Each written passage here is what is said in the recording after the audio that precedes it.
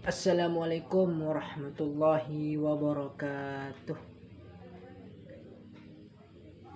Alhamdulillah, saya telah membuat tempat pensil atau pulpen dari koran bekas.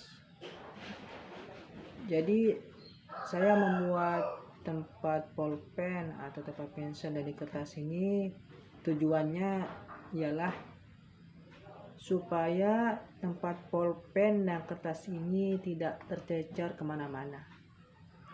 Artinya pulpen dan pensil yang saya punya itu saya taruh dengan rapi dan bagus di tempat yang saya sudah buat, yaitu dari koran kertas. Kemudian yang kedua, tujuan saya membuat karya ini adalah bagaimana saya untuk menghemat biaya. Apalagi ini kan lagi musim-musimnya COVID-19. Supaya saya itu menghemat biaya, menghemat pengeluaran dengan saya membuat tempat pensil dan kertas. Tempat pensil dan pulpen dari koran bekas. Oke, kita lanjut. Alat dan bahan dalam pembuatan pulpen dan pensil dari sebuah koran bekas adalah yang pertama adalah koran bekas. Lalu yang kedua adalah lem super. Bisa juga lem perekat lah. Intinya lem sebagai perekatnya nanti. Lalu yang ketiga adalah kardus bekas. Lalu yang keempat adalah lidi. Lalu yang kelima adalah, tentunya ini sangat penting di dalam membuat sebuah karya, apapun bentuk karyanya, yaitu gunting. Jadi 5 komponen ini adalah alat dan bahan di dalam membuat tempat pensil dan pulpen dari koran bekas. Kemudian cara membuat tempat pensil atau pulpen dari koran bekas ini, yang pertama adalah memotong koran bekas. Jadi kita memotong koran bekas, diambil dari koran atau majalah apapun namanya, lalu kita menggunting koran bekas tersebut. Mengguntingnya itu sekitar dan selebar 10 sampai 15 cm. Itu nanti kita ukur seberapa lebar dan panjangnya itu sesuai dengan ukuran tadi. Lalu kita potong. Kemudian setelah kita memotong koran bekas, lalu kita juga memotong kardus bekas yang sudah kita persiapkan, lalu kita potong dengan ukuran 10 kali 10 cm. Yang tadi koran kita memotongnya 10 sampai 15 cm, lalu yang kardus bekas ini kita potong 10 sampai 10 cm. Lalu apa tujuan dari sebuah kardus ini yang kita potong? Tujuannya adalah sebagai alas kita nanti di dalam kita membuat tempat pensil ke berikutnya. Lalu yang kedua adalah setelah kita memotong koran bekas dan kardus bekas, maka langkah yang kedua adalah kita melakukan apa? Kita melakukan menyambung kertas koran. Kemudian yang kedua adalah kita menyambung kertas koran. Setelah kita memotong koran bekas, maka kita menyambung kertas koran. Apabila koran kertas itu cukup panjang, maka tidak perlu kita untuk menyambungnya. Kita tidak usah untuk menyambungnya. Ini fungsinya ini adalah apabila ada majalah yang cukup panjang, maka kita harus menyambungnya. Oke? Sekarang kita masuk ke tahap 3. Yang tadi kan kita menyambung kertas koran, lalu tahap yang ketiga ini adalah kita menggulung kertas koran. Langkah menggulung kertas koran ini kita gulung dia. Kita gulung sedemikian rupa, sedemikian bagusnya agar nanti hasilnya juga efektif dan bagus nanti hasilnya. Kita gulungnya itu dari ujung ke ujung, ya. Dari ujung koran ini sampai ke ujung. Dan juga jangan lupa kita gulungnya itu juga memakai lem super. Pakai lem super. Ya. Setelah kita gulung, kita pakai lem super agar lengket ya. Kemudian kita akan masuk ke tahap 4, yaitu membuat alat tempat pensil atau pulpen. Jadi langkah ini kita harus menyiapkan kardus yang sudah dipotong tadi, kemudian dilapisi dengan koran agar tempat nantinya terlihat bagus, terlihat seragam dia, ya. Setelah itu kita lapisi dan kita tempelkan, lalu kita gulungkan kertas koran itu di pojokan kardus. Kemudian kita tempelkan ujungnya saja. Oke? Paham? Tadi kan sebuah kardus kita taruh di situ, lalu kita ada yang tadi itu koran itu kita tempelkan di situ dan kita atur sedemikian rupa. Lalu yang kelima adalah kita mengenyam gulungan koran, menganyam. Baik, sekarang kita lanjut. Kita akan masuk ke tahap 5, yaitu menganyam gulungan koran. Setelah setiap pojokan dari kardus sudah kita tempelkan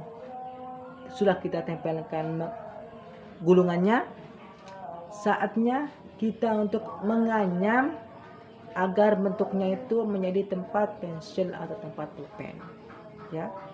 Jadi kita tuh harus tempelkan gulungannya itu di setiap pojokannya, lalu kita menganyam agar bentuknya itu sesuai apa yang kita inginkan, yaitu tempat pensil atau tempat pulpen. Terus bagaimana caranya? Yang kita lakukan adalah kita menggulung dan menempel ke setiap pojokan kardus lainnya. Setelah itu kita lakukan hal yang sama pada gulungan yang ditempel pada kardus tadi. Lakukan terus menerus sampai gulungan menjadi anyaman. Jadi yang tadi kita lakukan itu, yang kita gulungkan itu kita harus lakukan terus menerus agar menjadi sebuah anyaman. Apabila gulungan tidak cukup panjang, kita tinggal menyambungkan gulungan lainnya dengan cara memasukkannya pada gulungan yang sedang dianyam tadi, ya. Jadi misalnya ada gulungan yang tidak cukup panjang, misalnya kan kita membuat itu, cukup kita masukkan saja ke anyaman yang kita sedang buat tadi. Lalu tahap yang keenam apa? Yaitu tempat pensil dari koran sudah jadi. Nah, setelah kita membuat anyaman sudah selesai kita buat, tinggal kita. Oke, kita masuk ke tahap 6. Apa tahap 6? Tempat pensil sudah jadi. Setelah anyaman kita sudah buat, yang terakhir adalah apa? Kita itu harus mengunci anyaman tersebut menggunakan lem tembak atau lem perekat yang bisa merekatkan tempat pensil itu dengan cukup kuat. Nah, itu adalah tahapan-tahapan dari pembuatan tempat pensil atau pulpen dari koran bekas. Semoga bermanfaat. Kemudian yang tadi kan kita telah membuat karya 3D, yaitu apa? Tempat pensil atau pulpen dari koran bekas. Lalu saya juga membuat karya 2D. Apa itu karya 2D? Yaitu poster. Saya membuatnya itu dari aplikasi. Saya menggunakan itu dari HP. Jadi saya menggunakan HP tersebut, saya mendesainnya sedemikian rupa, sedemikian baiknya agar hasilnya juga nanti maksimal. Jadi poster yang saya buat itu tentang bagaimana cara kita untuk mencegah COVID-19 agar tidak masuk ke tubuh kita, agar diri kita, keluarga, masyarakat, dan negara kita ini aman dari COVID-19. Tuh. Jadi isi dari poster tersebut adalah bagaimana kita itu dituntut untuk melakukan 3M, menjaga jarak, memakai masker, mencuci tangan, itu dan lain sebagainya. Lalu saya membuat poster itu dengan 2 bahasa. Yang pertama adalah bahasa Indonesia, tentunya bahasa kita sendiri. Lalu yang kedua adalah bahasa Inggris, yaitu bahasa internasional. Karena kenapa? Karena kita sebagai warga negara Indonesia harus bisa berbahasa Indonesia tentunya, dan juga kita itu harus bisa berbahasa, bisa menggunakan bahasa, bisa berbicara bahasa internasional. Apa itu? Yaitu bahasa Inggris. Lalu yang tidak kalah pentingnya adalah kita itu harus bisa bahasa daerah kita. Apapun suku kita, apapun ras kita, apapun etnis kita, kita harus menjaga, melestarikan bahasa yang kita miliki. Misalnya, saudara, saudari, sukunya, suku Banjar misalnya, harus bisa bahasa Banjar. Misalnya saudari, saudara, bisa sukunya Jawa, harus bisa bahasa Jawa. Misalnya saudara-saudari menggunakan bahasa atau sukunya NTB, Lombok, harus bisa berbahasa NTB dan Lombok. Oleh sebab itu, 3 bahasa ini, yaitu bahasa Indonesia, bahasa internasional yaitu bahasa Inggris dan bahasa Arab, dan yang ketiga adalah bahasa daerah. Kita harus untuk menjaga dan melestarikan agar tetap eksis di dunia ini. Karena kenapa? Karena kebudayaan kita ini harus kita lestarikan. Karena kalau bukan kita, siapa lagi yang melestarikan budaya ini? Orang luar saja bangga terhadap budaya kita, lalu kita tidak bangga terhadap budaya kita, itu ada yang salah dari pola pikir kita. Semoga bermanfaat dari karya 3D dan 2D saya yang saya buat itu, semoga bermanfaat. Selamat menikmati dan selamat untuk berlibur untuk teman-teman semua.